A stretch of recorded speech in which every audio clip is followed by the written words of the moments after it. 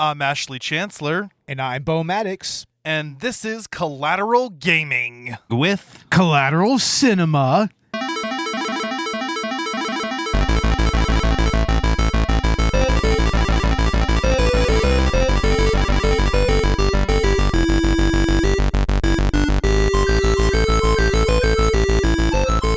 Welcome to Collateral Gaming, the only video game podcast that matters, where we focus on good games, bad games, and everything else in between in the world of gaming. We are podcasting straight from somewhere in South Texas, and yes, my friends, we are a 420-friendly podcast, so smoke it if you've got it, whatever you've got.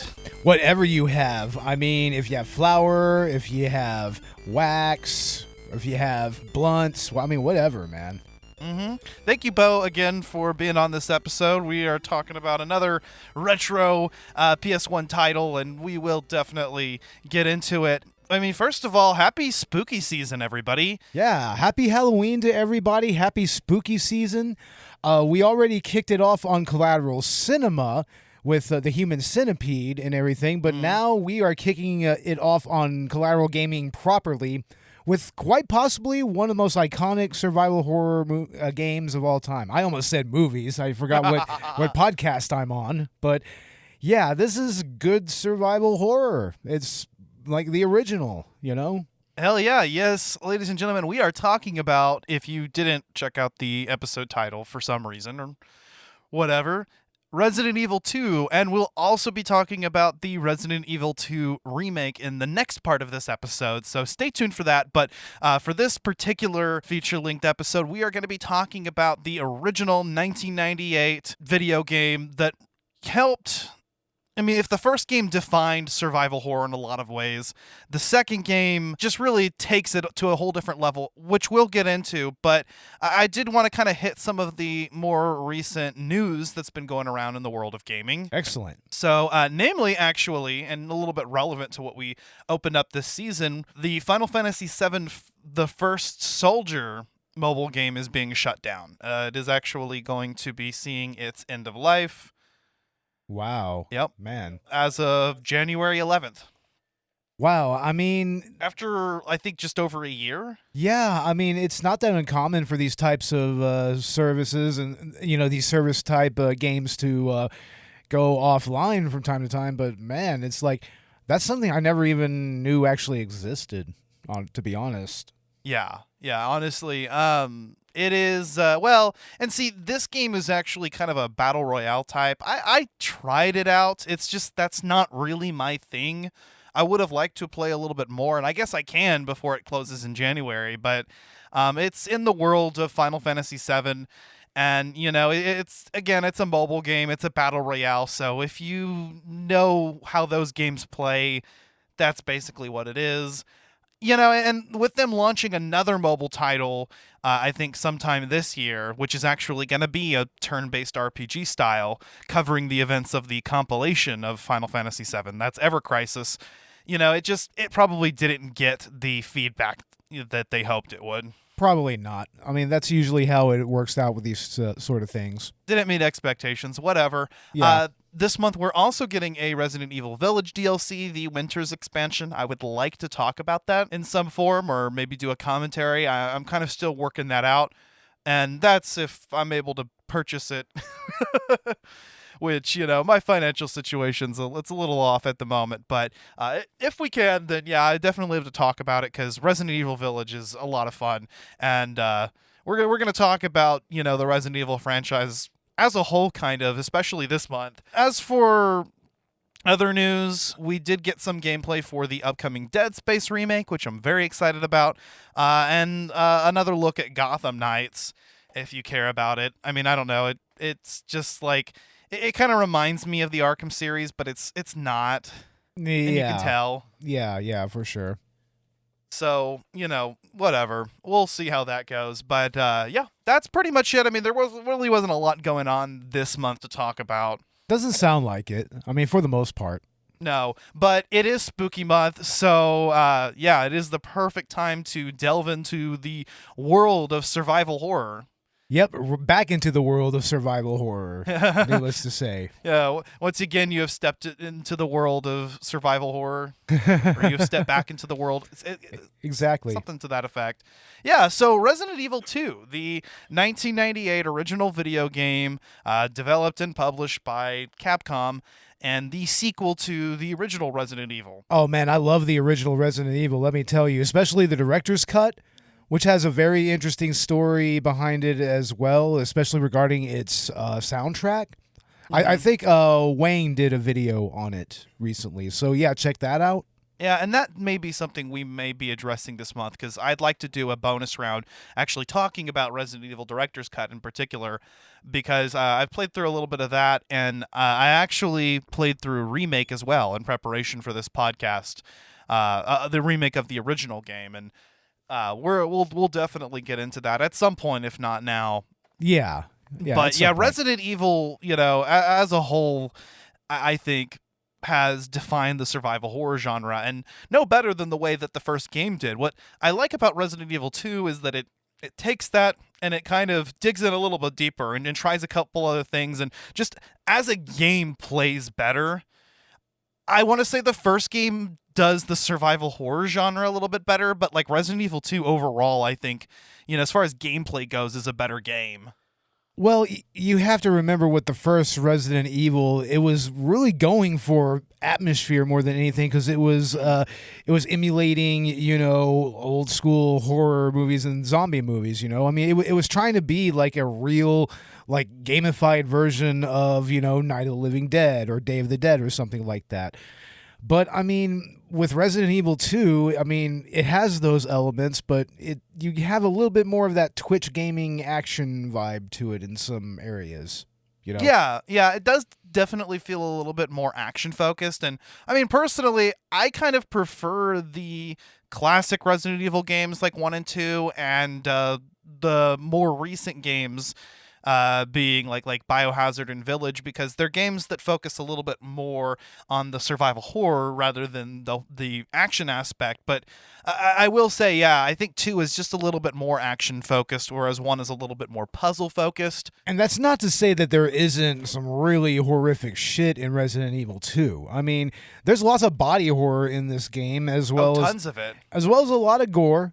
Yeah, no, they don't hold back with the gore. It's just a shame that the polygonal models aren't going to capture that as well as a modern game might. But no, still wandering through the halls of the RPD or some of the other locations and seeing the blood everywhere and debris and looking at the bodies, in particular the zombies. They don't hold back with it. I think that the concept, the atmosphere of the mansion is just slightly superior, but where Resident Evil 2 takes an edge, I think, is executing that environment. I mean, I definitely felt like the graphics in Resident Evil 2 have been improved. They're a little bit more detailed than the first game, and as well as the design of the environments, because, even sections of the RPD feel a little bit more distinct from each other than the mansion did. It really does. I mean, it's almost like it layered, these floor plans from different, levels and everything, different games, and just kind of put them all into one. And that's kind of what makes RPD so iconic, I think. I think even more iconic than the Spencer Mansion to a degree. I mean, not to say there isn't parts of that fit that role, but, to me, I mean, just expanding the actual, surrounding area of the game itself, into the city, and then also going to the RPD, it's like, I mean, that just makes for a more memorable, first 20 or 30 minutes of the game, or even like the first couple of hours. Yeah, and so I think where this game excels is not only, we were initially just addressing the RPD and how, distinctive the RPD feels and not as ad nauseum as the mansion, and that's not even talking about all of the other environments that you go to, because this game does have, a progression from, the streets of Raccoon City to the RPD to the parking garage to the sewers back to the RPD and then, Yeah. back down to the sewers, fully explore, and then to the lab. And so roughly half the game takes place in the Raccoon Police Department, but the other half of it is these other areas of the game. And so it definitely adds a lot more flavor. The environments are even more distinctive because you're going to different places. Whereas there were definitely different segments of Resident Evil 1, it was all on the mansion grounds. So it all kind of was samey.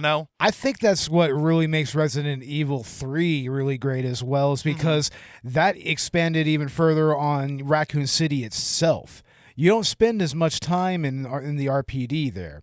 You're actually going to like the city park. You're going throughout the streets of the town. You're going into different buildings and everything.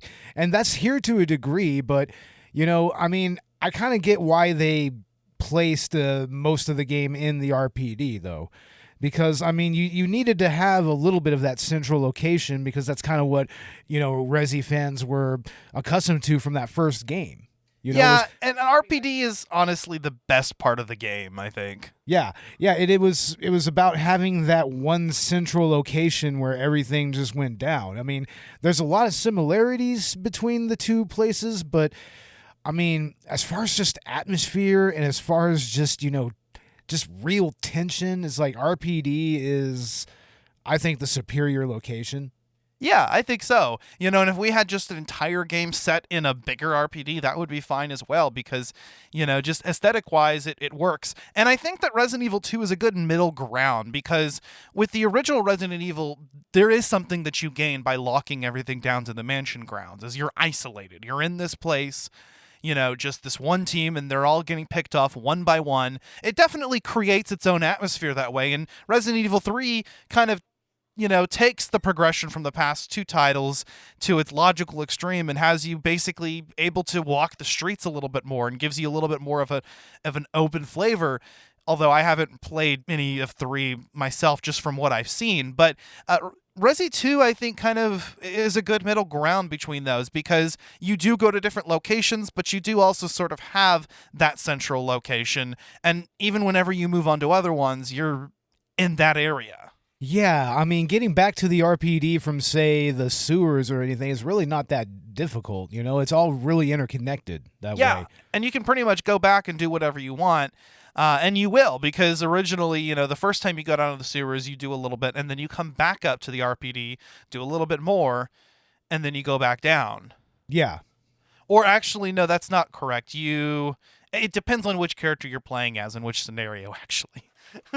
Yeah, that makes sense, honestly. That's another thing that is very distinctive about 2, and something that is one of the only things I dislike about the remake, which we'll talk about that next part, but I think in a lot of ways it actually expands and improves on and is a better game overall for what it does than the original. It does what a remake is supposed to do, except for how it treats arguably one of the most iconic features of 2, which is the zapping system and the A-B scenario. And I'm going to talk about my disappointment with that in the next episode, but as far as the original game goes, something that really set it apart from, for instance, its predecessor, and hasn't really been replicated in any Resident Evil title since, or I can't think of any game that kind of works this way, is the idea that your different character scenarios were not just alternate versions of events, but you would actually have a B scenario where you would play as the other character, and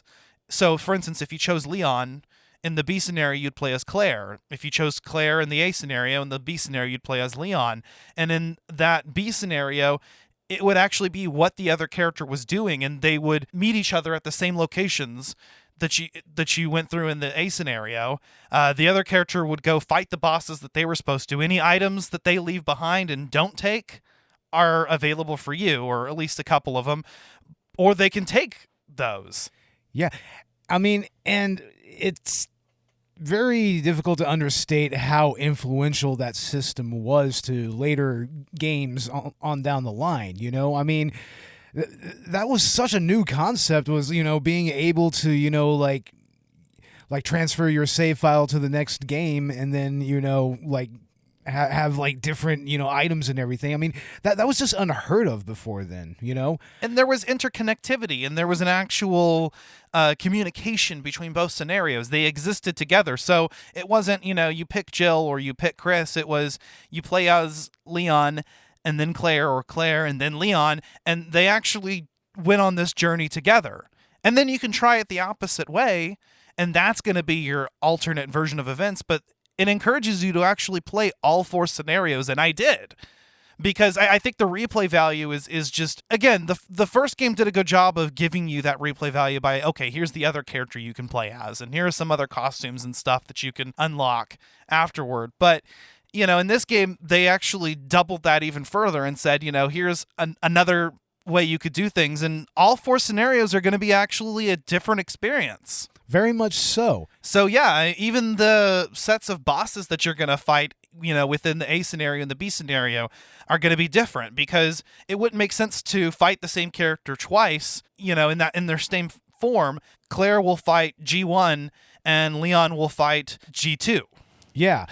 And the interesting thing about the whole zapping system is how the game itself really works in service of it, like for instance, how the puzzles are constructed and everything, I mean, there's a reason why, and Resi 2 does get a little bit of flack for this.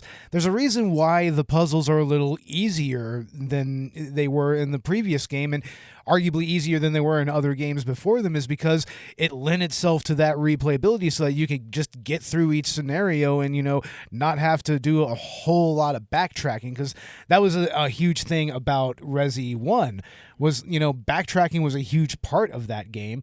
Here, you don't have that as much. You have a lot more forward progression. Yes. And that really helps balance out the whole zapping system and the whole A-B scenarios. I think so. And I think, there's just kind of the game lends itself to a better learn as you go. And, you'll have, at first, the RPD, for example, is going to be confusing, and you're not going to know where you're at. But then before too long, you're going to know that place like the back of your hand. And that comes in handy when you play through the B scenario, or whenever you go and play through the other characters' A and B scenarios. You're just going to kind of be able to learn what works in this game. And what's cool is that items are switched around depending on what scenarios you're playing. So, an item that you found in Leon's story is not going to be in the same place that it is in Claire's story. And then there's also just the different path that you take in the B scenario, period, at the beginning. You have a slightly different intro. You have a slightly different way of getting to the RPD. Right. Yeah. And so, every experience is going to be different. And even though, you're going to end up repeating some things, especially by the time you might go through the second set of scenarios, it's still going to be fundamentally different, because each character has differences between their stories, but also each A and B scenario has differences, usually in the pathway and what bosses you'll fight. So it's going to be an entirely different experience every time. And I think that's what gives Resident Evil 2 so much replayability, especially over other entries in the franchise. And I really enjoy that. What I'm looking up right now is I'm looking up the various weaponry of Resident Evil, which, I mean, that's a whole nother topic in its own right, because most of the guns that are used in Resi 2, in the Resi series period, are based on real-world firearms. Like, for instance, I mean, the revolvers, they're based off of, Smith & Wessons or Rugers or whatnot. Then there's even the submachine guns. There's stuff like Heckler & Koch MP5s, and the shotguns are usually like a Remington 870. But, they put enough variation into all of those weapons to kind of make them unique to the game. Yeah. And also the weapon modifications, like, for instance, on the Heckler & Koch VP70, that's real life shit. That's a bracelet you can actually put on the gun. It snaps on, and you can get that 3-burst fire with it. Oh, that's badass. I like that. It was all modeled off of real world weapons, and that was kind of a first in its own right. This was before, Tom Clancy come out, but that was a little more nondescript with its weaponry. But it's nowadays when you have games like Ready or Not or like Call of Duty, that's very intense on, they're very intensive on what kind of firearms are using, real world, like real world playability and whatnot. It's like this was kind of what laid the groundwork for that. I mean, there's even a YouTube series on the actual weaponry of Resident Evil called the Kendo Gun Club. Oh, nice. Yeah, it's based off. It's really cool. A really cool channel, and he actually breaks down, how they are similar to real world weapons versus how they kind of diverge from them. There's just some subtle things that they changed with some of the weaponry. Some subtle things. Yeah, and you might need to from a gameplay perspective. But yeah, I always thought that was really cool. I mean, when we were playing, you would be like, hey, pause real quick, and check that weapon. And you can go check it in the inventory, and it'll be a little description of what it actually is. And it was cool to actually, see those weapons and even look up their real-world equivalents. I mean, and then there's like the most iconic firearm out of the entire game, which is the Samurai Edge, which is a Beretta 92 FS that's been modified. Yeah. More or less. It's got a threaded barrel on it. Like, it's modified for greater accuracy. It has better parts as overall in its construction. I think that's one of the weapons that you can only unlock if you've played through with a certain rank or something, right? That's one of the... Yeah, that's one of the unlockables is the original Samurai Edge, which I believe was a standard issue for the Stars team. Yeah, so it's actually the same one that they had in Resident Evil Director's Cut.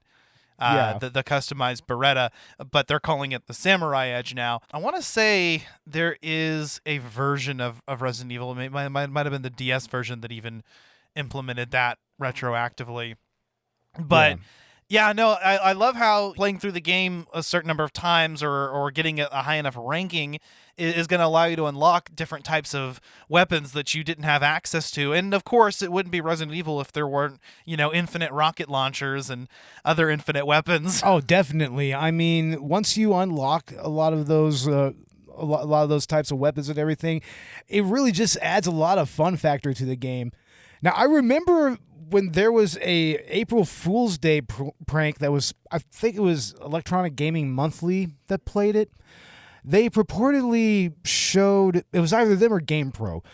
They purportedly showed in the Resident Evil 2 Akuma from Street Fighter. He's like the evil version of the evil counterpart to Ryu and Ken. Mm-hmm.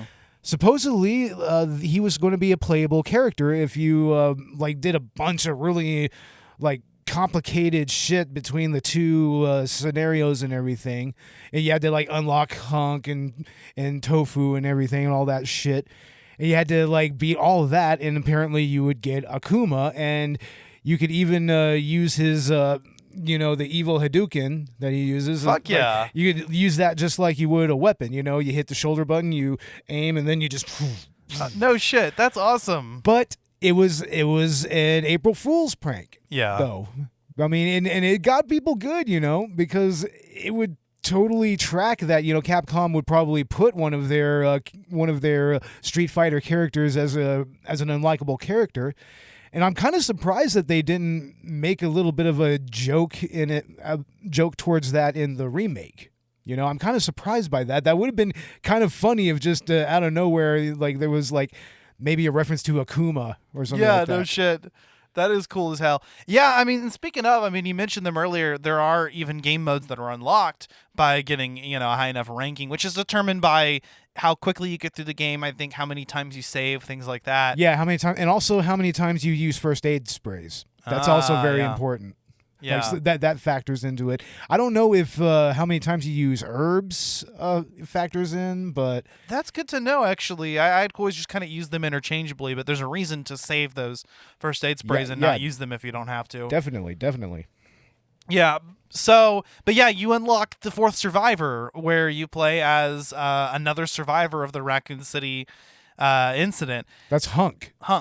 And then there's the Tofu survivor, where you actually play as a giant piece of tofu. And the only thing you have is a knife. That's the only thing that he can use is just a knife. Yeah. Yeah. So these are just kind of more of these time trial type scenarios where, you actually have a preset items, and you can't gain any more, and you just kind of try to get through it as quickly as possible with the items that you're given. In a way, it's kind of the precursor to DLC in a way, right? Yeah. It's kind of a precursor to that, these unlockable modes. It's like nowadays that's shit that you have to buy and download in order to even experience. Yeah, that's true. Yeah. Yeah, so that they definitely, I love how they're adding all these other game modes, and that's all in the game that you get. You don't have to update it, you don't have to buy anything. It came in, and I think, despite the fact that the story is relatively short, I mean, you can get through this game very, very quickly, especially if we're only counting a single scenario. That's kind of a hallmark with Resident Evil games, because if you want to get that really good ranking, then you need to get through the game quickly. Right. Usually it's like under 3 hours, I think. That gives you an S ranking. Yeah, so there's an incentive to speedrun the shit, but even playing through the game normally, it's a very fast experience. But again, making that experience so that you have to play through it multiple times to really experience everything that the story has to offer. And on top of that, tying unlockables and things like that. I mean, it's really genius, actually. And back whenever, like you said, there wasn't DLC to pad out a game, you really needed to find ways to make players invested without having to do a lot, and actually create so much data that's too much for the cartridge to handle. I mean, again, by having 4 different scenarios in the first place and then having the extra unlockable modes set in those same areas, you use your resources a lot more efficiently. Yeah. And it's a lot easier. Yeah. And I mean, as far as like resource management is concerned, this game, like, apparently it gives you a lot of ink ribbons even in the normal mode for some reason. Like, yeah. I mean, it's scarce on the ammo, but yeah, it gives you a lot of ways to save. Well, in easy mode, it gives you a lot of fucking ammo and ink ribbons. But yeah, even on normal mode, like you said, the ink ribbons are pretty frequent. I found that even on normal, it gave me more than I needed. And in the first game, I mean, that was one of those things that also really kind of heightened the tension, is like, oh my God, what if I run out of ink ribbons before I get to the next boss? It's like, Yeah. what if I run out of the ability to save? I mean, nowadays with save states, that's kind of a moot point. Yeah, and the way Resident Evil worked is every time you got to a new area, a new typewriter, there was going to be an ink ribbon, or there would be an ink ribbon nearby. Yeah. This game actually makes it to where every new typewriter does have an ink ribbon, but this game also features a lot less backtracking. So, a lot you're actually going to, I think there probably are more save rooms in this game. There are a few more save rooms, yeah. So, it's like, how many times are you going to go back to a single save room? Yeah. So, I think that even playing this game and being, you don't even really have to be all that conservative with your saves. I kind of just, like with any Resident Evil game that uses the ink ribbon system, I try not to save unless I've actually done something. Yeah. Or I've actually traveled to a new area that I haven't been before. But this game, even if I didn't play that way, I probably wouldn't have that much difficulty. Here's the way that I always approach the old school Resi games. It's like the first playthrough you go through, you don't do so to get a ranking. You do it mainly Exactly. to experience the story, to try to, experience everything that it has to offer. And that means when I play through, like, I save and I save and I save and I save. As many times that I can save, I save. Because you don't know necessarily whenever, a boss or difficult enemy is going to pop up. Exactly. Like Mr. X. Oh, yeah, especially when Mr. X shows up in the B scenario. I mean, you're going to be really wanting to make sure that you save in between save rooms, It keeps you on your toes because you're thinking, well, I kind of already know the layout of this place. Like, this isn't going to be a problem. I know what bosses are coming up.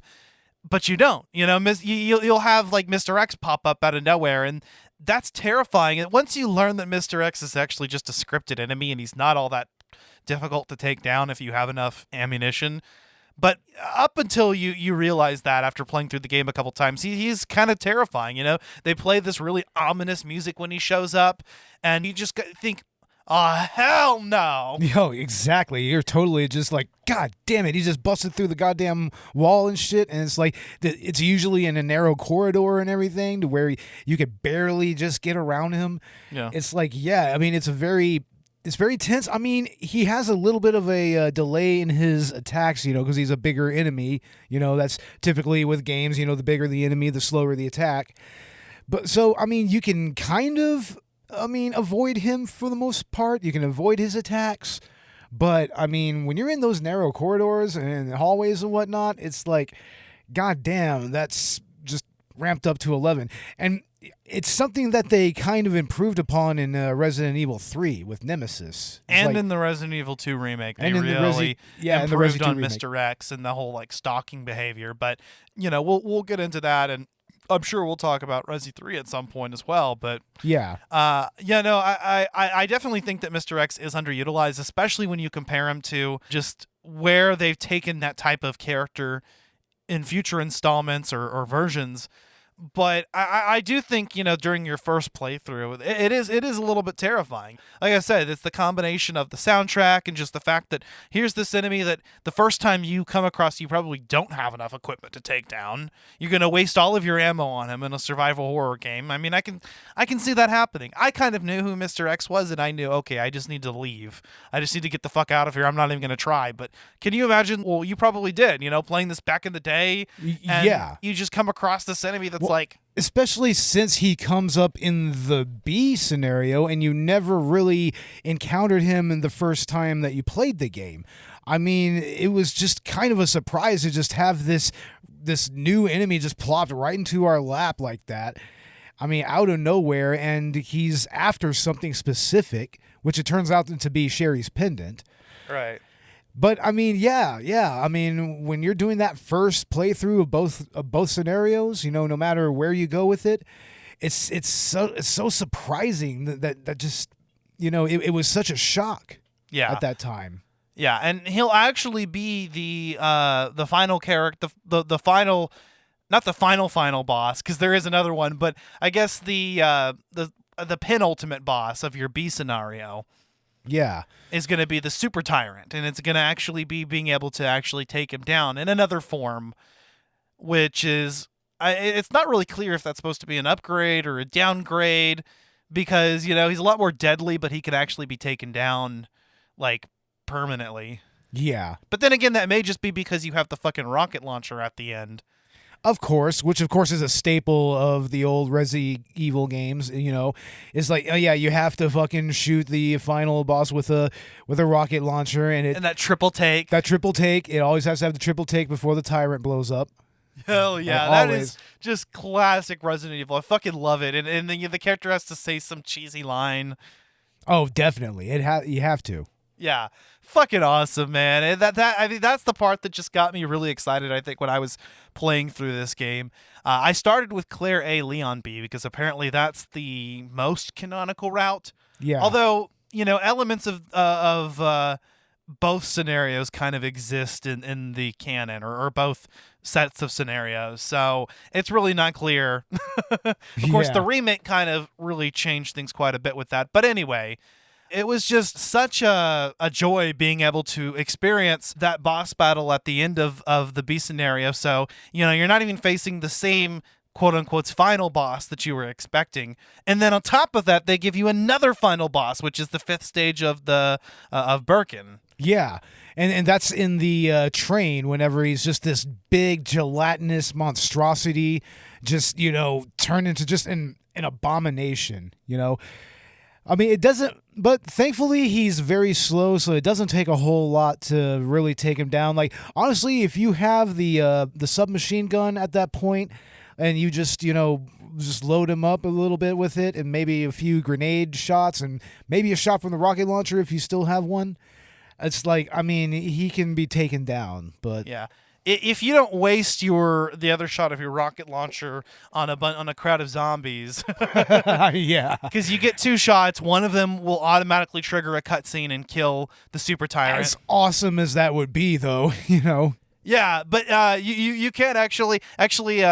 That is something I think I did in the remake, is I used the rocket on a crowd, and it was fucking awesome. Oh, fuck yeah. And it was cool. But yeah, no, if you actually save that shot and you're smart about it, you'll have it to use, and it'll chip away the final boss's health quite a bit, and then you just unload it on it with the submachine gun, which I think even if you didn't leave for your B scenario character, is still you can still find it in the lab, and if you did already get it, then you get more bullets for it, Yeah. which is nice. So I think no matter I think you can get it in the lab. I think eventually. I'm not sure. I haven't.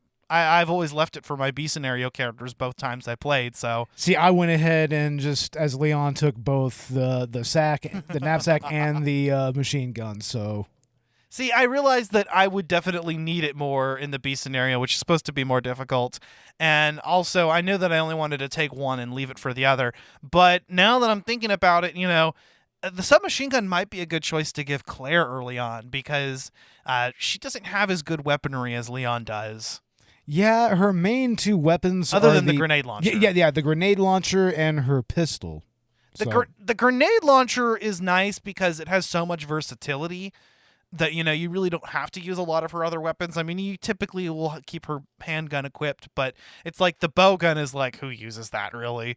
It actually is nice. I've equipped it a few times just because I had a bunch of ammo for it, and it's not a bad weapon, but it's definitely outclassed. And I think for her, the grenade launcher is really the one like defining thing. The spark shot's cool to use against like I think it's particularly strong against some of the bosses. Yeah, but what's notable about the grenade launcher are the different rounds that were made for it. Like, Right. you have acid rounds, which is pretty much good against any fleshy creature or anything like that. Usually the flame rounds are good against those plant monsters. Yeah. Usually. And also those are good. Those in the acid rounds are usually best to be used against, bosses. and Yeah, whatnot. the flame rounds I think are superior to, for instance, Leon's flamethrower later on because, well, one, they're just another ammo type that you can carry with the weapon, and two, I just think that they're better. But that being said, Leon does get overall the better weapons. It's just that Claire's grenade launcher kind of compensates for that being such a good weapon. But Leon also gets the shotgun and he gets the magnum, so That's true. But I mean, I do like how, much like the shotgun and the grenade launcher, it can clear a room real quick because in this game, you're going to have a lot of zombies in one room from time to time. So, I mean, with Leon, you get that shotgun, it'll clear the room. But with Claire, I mean, you just got to lob a couple of grenades down the hall and, you can pretty much clear them out.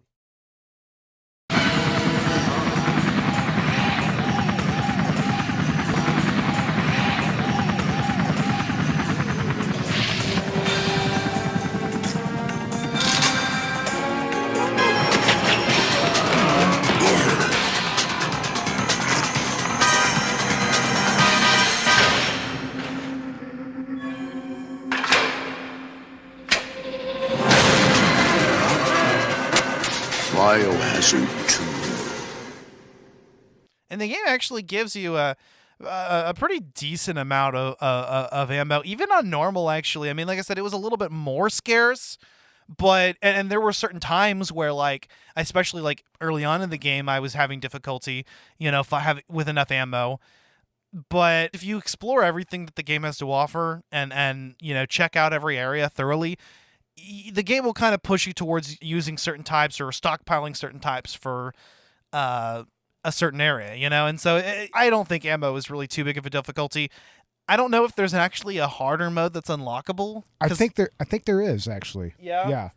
Yeah. Or at least in some versions, because I would like to see a hard mode where like ammo and ink ribbons are just a lot more scarce, give you a lot more tension. I mean, they were supposed to do that anyways, but I mean, like we said, I mean, there's that one little balance issue with like the ink ribbons and whatnot. They're just not nearly as scarce as you would think they are. No, and like I said, there are definitely times when you're playing normal where ammo can be tight, especially at the beginning. But like I said, if you're not wasting your ammo, which is hard to do in this game, and you're actually exploring everything, which is encouraged, you're going to stockpile the types of ammo that you need. And I think that the game being a little bit harder, or at least having a harder mode, would definitely be a bonus for me. Yeah, I mean, but in a way, that's kind of what the extra modes are supposed to be as well. Like the for Survivor, and especially the Tofu Survivor. I mean, Like I said, you just get a knife in that scenario. People you know? will do knife runs of this game too. Oh, so they will, yeah. All Resident Evil games. Yeah. I mean, a knife run is kind of a rite of passage when it comes to Resi. Yeah. I'm not there yet. Yeah, you kind of need to get really, really experienced, get really good with those tank controls, and just know where your knife is slicing. You know. Yeah. Because, I mean, that is one of the things about these early Resident Evil games is that you didn't really get auto-aiming until Resident Evil 3. So these last two games, you had to be really precise with your This aiming. one has auto-aiming. Does it? Yeah, you just have to turn it on. No, I played it with it off, because that's just kind of the... I feel that that's the more classic way to play Resident Evil. Okay. Yeah, I always kept it on because, it was just easier. And you still can manually aim, and you can decide whether you want to aim at their head or at their feet, but it does automatically point the character's gun at an enemy target, which is nice. Yeah. Yeah, so there is an auto-aiming mode, but you can decide whether you want to turn that on or off. But I just liked experimenting with all the different types of weapons and, just being able to find out what certain enemy types were going to be weak against or what was going to be better for different situations. Yeah. Although, I mean, with Claire's weaponry, I would have liked to have seen some more modifications available for it. She doesn't have any mods at all, does she? Not really. I mean, it seems that Leon gets at least one or two of the mods. Like, I think there's a shotgun mod and there's a mod for his gun, the HKVP. Yeah, I think the handgun, the shotgun, and the Magnum all get upgrades. Yeah, they all have upgradable parts, but, those aren't guns that Claire really have. She doesn't get those guns. No, she has her own handgun, but it doesn't have any mods that you can get in this game anyway. No, I think it's just a standard issue duty pistol, I think. Yeah. So, and early on, Leon's weaponry just severely outshines Claire because he starts with a better handgun, which can be modded pretty early, and he can get a shotgun very quickly, versus Claire's bowgun that you get early on in the game's story. But like you said, once you get the grenade launcher, then the difference between the characters is really just kind of play style. It's whether you're going to get up and close with the shotgun and take out swaths of enemies, or with a 3-round burst from your handgun, or with Claire, whether you're just going to clear entire hallways with her fucking grenades. Exactly. But I mean, for me, I guess I still was trying to approach it with the survival horror attitude, so I would try to save things for boss fights, and I try to clear most everything with the handgun or avoid fighting where possible. Because again, at its core, this game is a survival game. And while as long as you're not stupid, you'll have plenty of resources, there are ways to squander that. And I think that that's integral to the Resident Evil experience. Well, it's integral to survival horror, period. Exactly. I mean, that's what you're supposed to do in these types of games. It's just as much about resource management as anything. Right. And one character can get an upgrade to expand their inventory. And I'm not sure if it's only one character can get the submachine gun or both can, but I think in the lab the second character can, but it's not until the very end of the game. Yeah. Or if you just leave it for them. But that's what I was saying. Damn it. But yeah, I think that Resident Evil 2 just really nails a lot of that gameplay experience.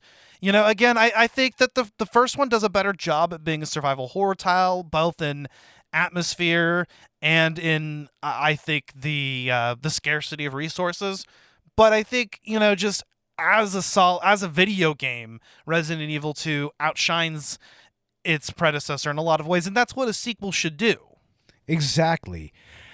And I mean, it just has a better game design to it than the first one. It utilizes its cutscenes a lot better to tell the story. Yeah, and you actually get a chance to play as two other characters in the game too, which is nice, other than the two that you can choose from. Yeah, Ada Wong and Sherry Birkin.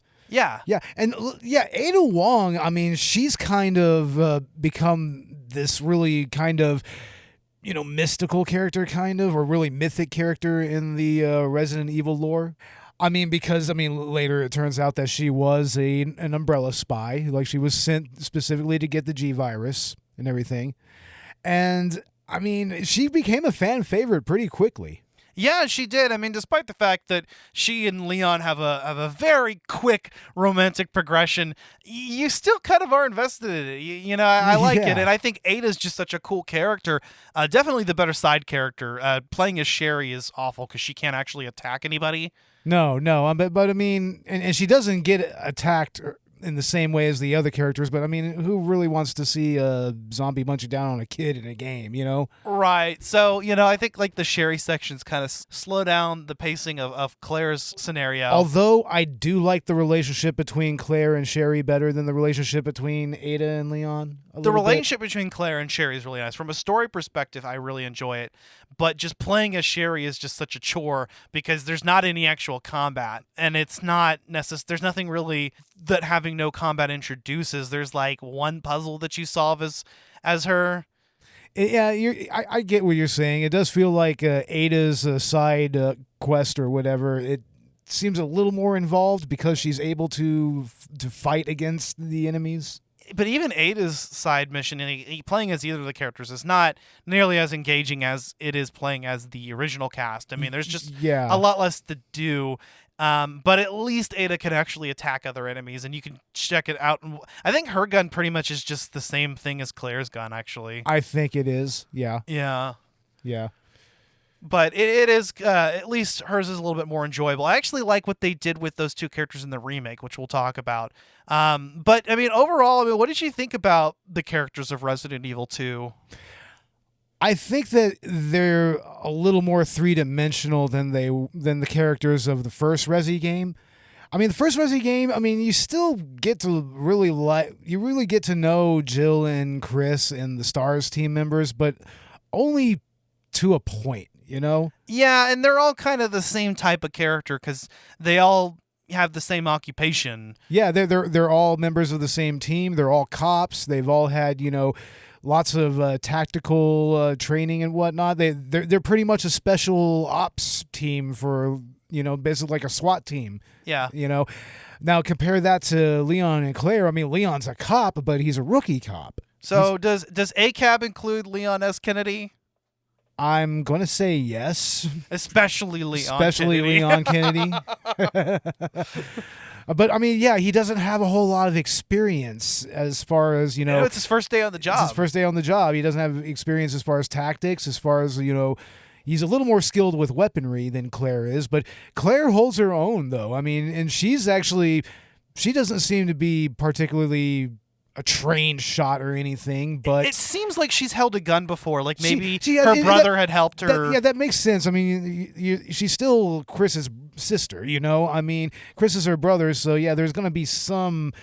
I'm sure she picked something up from him. But she's just a civilian, and he's a day one cop, Yeah, so yeah. it's very different from each other and from the characters that she played as in the first game. Yeah. And I really enjoy that. I think that the characters are explored a little bit better because they have more interesting backgrounds and more distinctive backgrounds, I should say. But I also like how Resident Evil 2 takes itself a little bit more seriously. I mean, part of what's fun about the early Resident Evil games is the camp. And don't get me wrong, there's plenty of cheesy dialogue in this game. I mean, that is just an unavoidable fact. But I do think that, with the omission of like the live action scenes that they did in the beginning, this game does take itself a little bit more seriously than the first one did.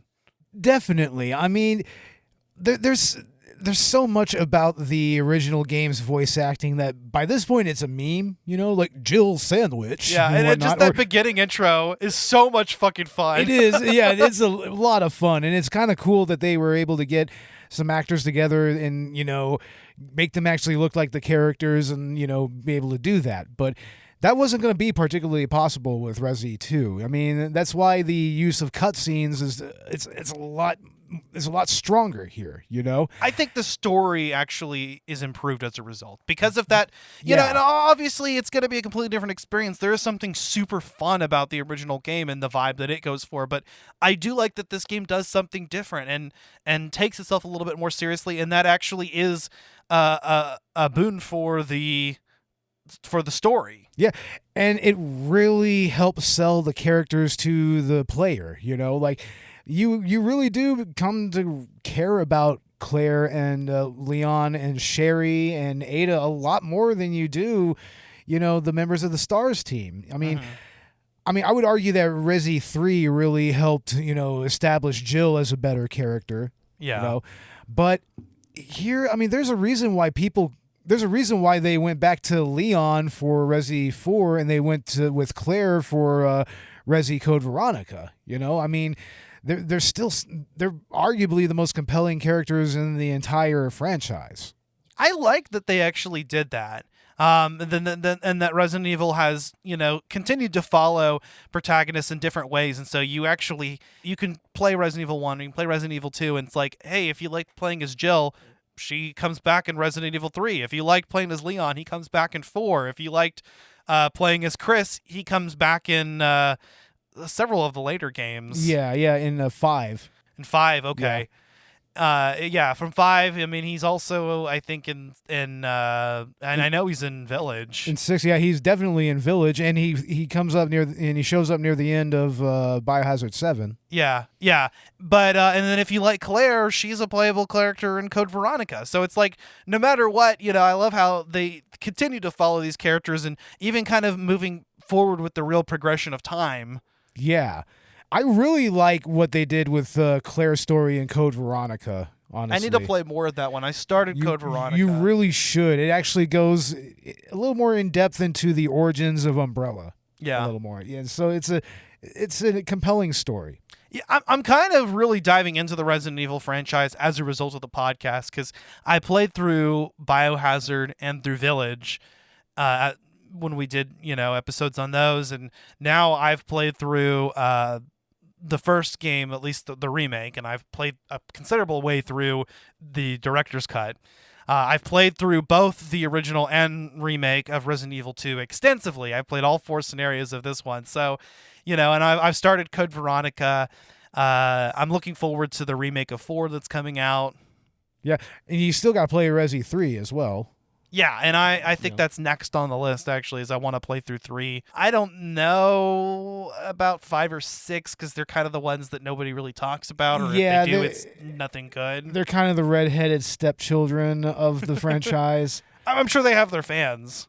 Yeah, but basically they're like the Silent Hill downpour, or the Silent Hill homecoming of the franchise. Yeah. But arguably Silent Hill has had far more stinkers in their lineup than Resi. You know what's funny though is that where the best Silent Hill games, I think, are better than the best Resident Evil games. Really? You think so? I think I like Silent Hill just a little bit more, but I haven't actually played that much into it either. But just from what I have played, I think I like Silent Hill 2 better than I like the early Resident Evil games. That's understandable. Silent Hill 2 is a much more contained story, and it's driven a lot more by metaphor and whatnot. I think I'm digging that. I think it's more scary, too. Yeah, it's a lot scarier because of that psychological element, whereas this right here, it's just more like a corporate conspiracy that leads to a world apocalypse. Yeah. But I think that there is something that's very fun about Resident Evil, and it's a flavor that needs to always exist. And it's a flavor that I'm always going to have part of my heart in, because, I really haven't actually invested quite a bit of time in this series, even recently, just within the span of the last couple of years or so. Yeah. And it's really hooked me in. And I think out of all of the games that I played so far, I think Resident Evil 2 did that the best. I was, invested in doing everything that this game had to offer, and I still haven't done that. Yeah, you still need to get to Tofu. Yeah, exactly. And I don't know, how interested I am in stuff like that, but I guess, I do kind of want to play with infinite guns and whatnot, and kind of really experience that, and unlock some of the costumes as well. You got to do that, because I've never been a fan of speedrunning, but with Resident Evil though, there is also this sort of logical progression, and it feels like there's an efficient way to go about that. Yeah, and it goes back to that zapping system and how they laid out the design of the game. That's why this is such a popular game for, especially these first 2 Resident Evil games are very popular with speedrunners, especially with randomizer mods and everything. You should see some of these guys streaming with a randomizer mod on RE2 or director's cut, man, because like it'll randomize the dialogue even. Like, I mean, you'll just have random snippets from like that's different Resident Evil games come up. Some of the other versions of this game have featured like different arranged modes where they do randomize the position of items, which is cool. Yeah. But you can also, see that within the mod But community. this isn't just randomizing item placement. This is randomizing the items themselves. Yeah, like, that's a whole other level. Yeah. Like you go up there and it looks like you're going to pick up a key, but you end up picking up an ink ribbon. Yeah. Shit like that. Yeah, that's actually hilarious. And there's just so much to do, and the original Resident Evil 2 is not easily found these days. Unfortunately, and which is So you're probably just gonna have to emulate it. which is crazy because it came out on quite a few platforms. I mean, you can find it on Dreamcast, you can find it on N64 even. I mean, it was ported to what else was it ported to? I think there's a version of it even on the Nintendo Wii. Yeah. Like, I mean, I'm sure it's probably not that hard to track down a copy if you have the hardware, but this game isn't on like any digital stores right now. Yeah. And it's not really going to be playable on any like console hardware as of recent, but you can emulate it fairly easily. I mean, Bo's got it on his PlayStation Classic, and I played it on my computer. Yeah. I played it both ways. I think that there are definitely ways to go about this game, and it's been around long enough that it's not that hard to do. So I definitely recommend this wholeheartedly. And I gotta say, and we'll talk about this in the remake. This is another situation where I think you kind of have to play both. I mean, they're different experiences. Absolutely. I mean, I haven't really gotten into the remake that much. But for what I've seen of it, I mean, it seems to retain a lot of what made this game, as memorable as it is. I have just basically one major gripe about it, and we'll talk about that. And I mentioned it before, but yeah. But other than that, I mean, I think that it's almost the superior game. But there is also just something very timeless about the original experience that I think no amount of remakes, could ever change. Absolutely not. And it's very specific to just that particular era of gaming. Yeah, I mean even when it comes down to like the soundtrack. Exactly. I mean, and by the way, I love Resident Evil save music. That's something that I jam a lot at work even, like just when I'm working, it's very calming. And this has like some of the creepiest music, but also very minimalist music. Yeah. Very, very minimalist, even more so than the first game. Yeah, it is a fucking fantastic soundtrack. It's very memorable. The save room music, the main hall music, some of the more ominous themes that play through different areas. It's just there's a whole aesthetic to it, and the soundtrack really makes that. Yeah. And then there's just the graphics, which at the time was such an improvement on the original, Yeah. much more detailed. You actually had different zombies. You had male and female zombies, and some of them would be cops, some of them would be civilians.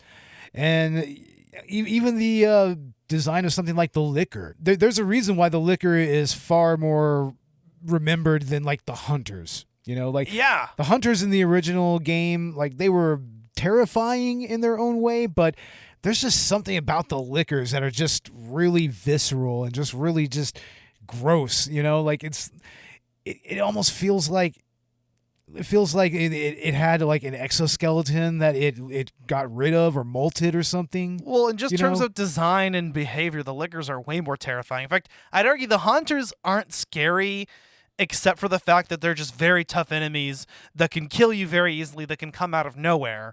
But other than that, I mean, they're just kind of big, goofy green monsters. The lickers are genuinely terrifying.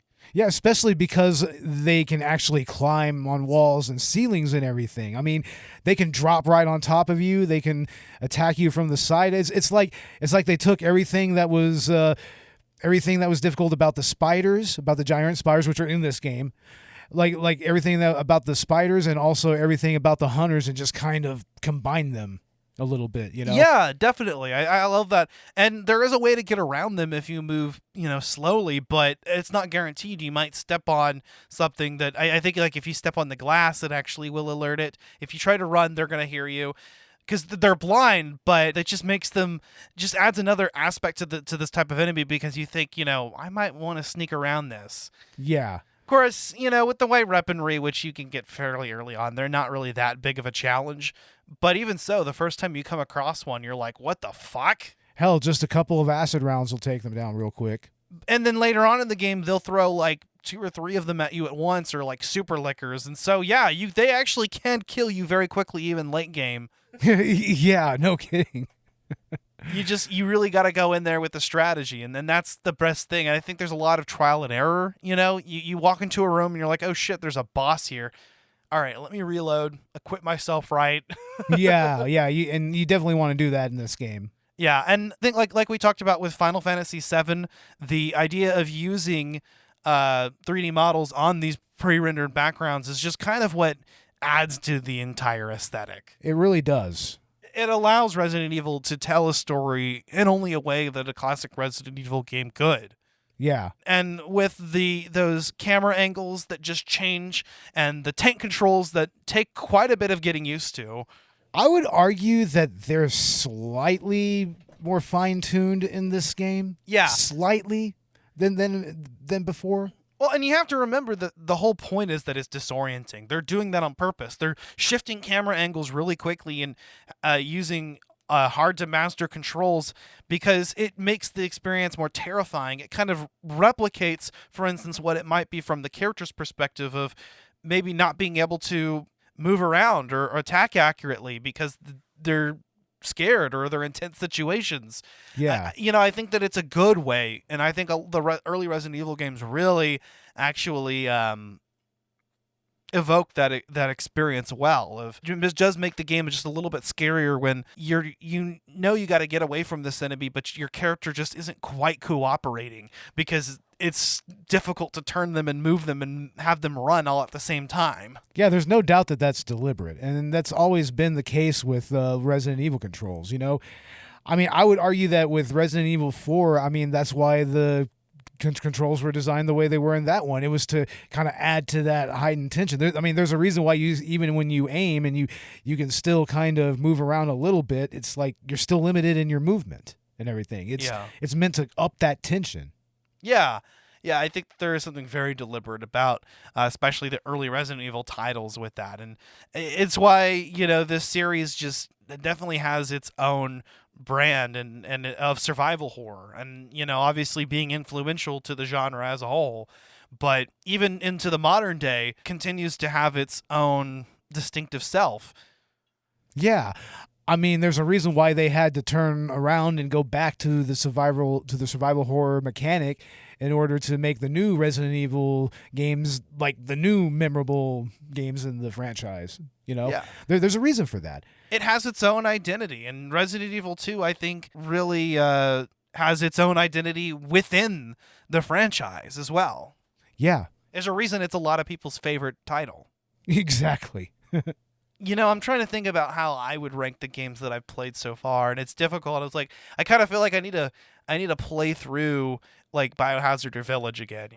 Yeah. It's probably a good idea. Because it's like, do I like that one better or like the original game? I'm like, kind of need to get through the original PS1 version and see just how that falls on my palate. But I think that this is a phenomenal series. I think this is a phenomenal game, and I'm excited to talk about the series in a little bit more detail. I mean, I guess now is as good a time as any to kind of get into our final thoughts here.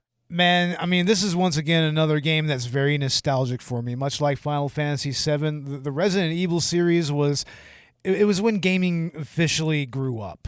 And this game really kind of signified that. I mean, like you said, it's a much more mature, less campy version of survival horror, and it really set the tone for the next 3 or 4 games that came out. Now, of course, they totally shot themselves in the foot around 5 and 6. Mm-hmm. They shot themselves in the foot there, and some of the spin-offs. Oh yeah, some of the spin-offs, of course. I mean, Resident Evil Outbreak, it's easy to forget that they made an online multiplayer Resident Evil game. Most of the spin-offs, I should say, actually.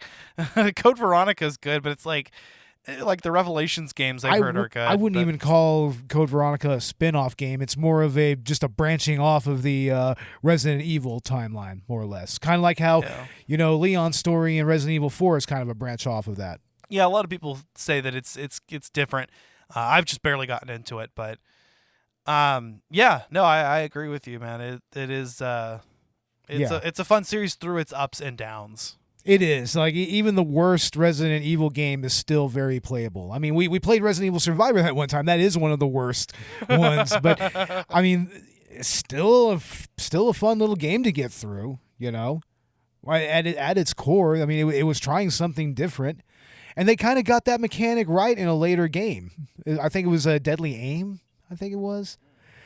But, I mean, yeah, this is definitely a game that was a lot of fun revisiting. Like, I love playing these old school PlayStation horror games. Like, there's an entire genre of indie horror game development right now that's surrounded around making these old school retro looking, horror games and using the tank controls and polygonal models and pre-rendered backgrounds and all of that.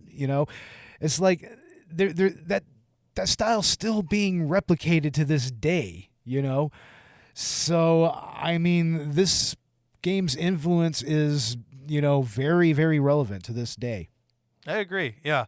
Yeah. Resident Evil 2, I think, is, it deserves its place in memorable, influential video games. And, I'm glad that I was able to experience that not just once, but 4 times and still have a unique experience every time. And it's crazy that I kind of want to play more, Yeah. I mean, I wouldn't mind playing through it again, to tell the truth. Honestly. So, I mean, Resident Evil 2, I think, is definitely a hallmark. Definitely, I think, important to the genre of survival horror in the video game industry today. And important to gaming, yeah. Like how we talked about how, Final Fantasy VII really pushed the boundaries further as far as, cinematic storytelling and gaming. This one right here is another one of those games that really pushed that forward. I mean, just the way its narrative was presented, the way that cutscenes were utilized and everything. I mean, it's very similar to FF7 in that respect. Yeah, I agree. These are a good couple episodes to kind of do back to back, exactly, and especially because we're talking about both the original and the remake. So yeah, next time we'll get into Resident Evil 2 2019. Again, this is also a fantastic game that I really only have one gripe about it. We'll talk about that, and I think that the source material was fantastic as well. So we've got some more stuff planned for Spooky Month. Still trying to kind of figure out what specifically is going to be like the Halloween episode versus what are our numbered episodes this month. So we're still kind of working that out, but I would actually like to get into the Resident Evil franchise a little bit more. We're actually going to be doing a collaboration with Collateral Cinema. Exactly. We're going to be talking about the first Paul W.S. Anderson Resident Evil movie with Mila Jovovich. And also, I think we're going to do Resident Evil Welcome to Raccoon City as well. It's just going to be a little 2-part review. Yeah, I'm excited about that. So, and I think the plan right now is that we're going to be doing Clock Tower as our actual Halloween special. So stay tuned for that. That is most likely what we're still doing. I think we should just go ahead and do Director's Cut, the Resident Evil Director's Cut. Well, we are doing that. That's going to be our bonus round episode. Oh, okay, I got you. Yeah. All right. So, and I would also like to get into the Resident Evil Village DLC. Yeah, that's definitely something that needs to be on the list. Hell yeah. So, yeah, Spooky Month. Happy Halloween to everybody, and happy season 5 of Collateral Gaming. Can't believe we're here. What can we expect with season 6 of Collateral Cinema that just started? Well, of course, we have our Human Centipede episode, the season premiere with Juliet Miranda guesting. That is still up and available right now. But coming this next coming Friday, we are releasing our episode on the Monster Squad, which is just another one of those classic Halloween movies. Everyone loves to put it on. It's a little bit of an anomaly when it comes to 80s kids movies and everything, but very interesting episode that we did on it, so look for that. And yeah, I mean, like I said, we're going to do the director's cut episode on those 2 Resident Evil movies as well. So look for that. And yeah, I mean, our next season is going to be very interesting. Hell yeah, This I'm season's really gonna be- excited, man. This is the fun season of Collateral Cinema, so Yeah. yeah. And we are doing Halloween Ends. That's going to be our Halloween special. We're going to be doing that with Film Rage. I mean, we're going to be recording that on Tuesday. So yeah, we're going to watch the movie on Peacock, and we're going to sit down and review it. And I mean, I'm hearing some mixed things about it, but we'll get into it. So Yeah, we'll see how it goes. I mean, actually, today's the day that we are able to watch it, that it's streaming yeah, as of recording this. So we just didn't get Robert here, and I think that's kind of what we were waiting on. yeah, we wanted to watch it with Robert, but yeah, well, Well, folks, if you enjoyed this episode, leave us a 5-star review on Apple Podcasts. You can also check out our Patreon, where we have exclusive Let's Play video game commentaries, and we are going to be adding to that as soon as I have the hardware to make it happen. Since I fixed my PS4 and my fan issue, and a little bit of personal news, I fixed it. I opened it up, came at it with some compressed air. When I ran out of compressed air, I just used everything at my disposal, cotton swabs. yeah, damn.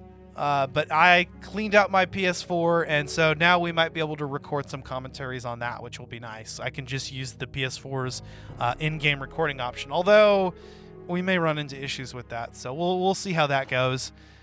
But yeah, and check us out on social media. We are on Twitter, Instagram, and Facebook.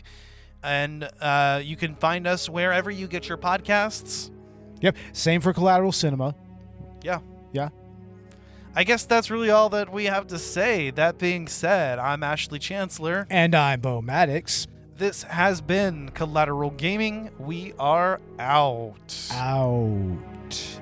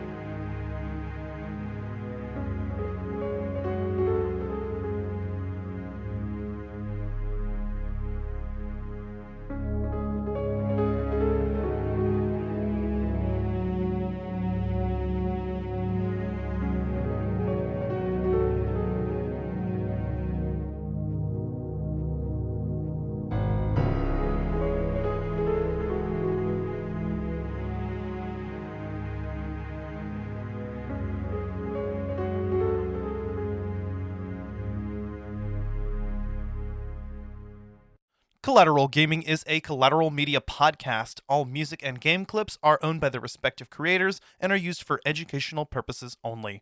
Please don't sue us. We're poor.